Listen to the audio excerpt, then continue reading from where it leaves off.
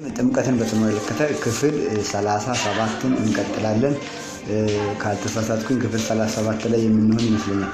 እሺ፣ ጥምቀት የምንጠመቀው ከእርሱ ጋር ያለውን የነበረውን የተቋረጠውን ህብረት ለመመለስ ነው። ከማን ጋር? ከእግዚአብሔር ጋር ወደ መንግስቱም ለመመለስ ነው። ዘፍጥረት ምዕራፍ 3 ቁጥር 20 እስከ 24፣ ዘፍጥረት ምዕራፍ 3 22 ሕያው ለመሆን ነው የምንጠመቀው። ምን ለመሆን? ሕያው ለመሆን። ዮሐንስ 3 15 17 ዓለም በልጁ እንዲድን ነው እንጂ በዓለም እንዲፈርድ ወደ ዓለም አላከውምና።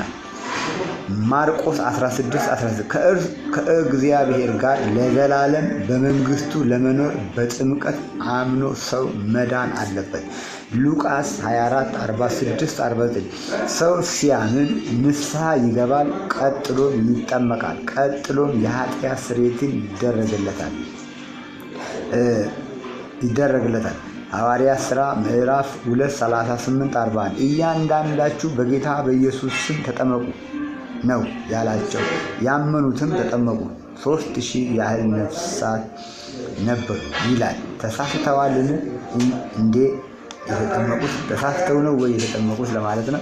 ስለዚህ ከዚህ ውጭ መጽሐፍ ቅዱስ ከእግዚአብሔር ጋር ያለንን ህብረት፣ የተቋረጠውን ህብረት፣ በአዳም ምክንያት በኃጢአት ምክንያት የተቋረጠውን ህብረት ለመመለስ ሰው በኢየሱስ ክርስቶስን መጠመቅ አለበት።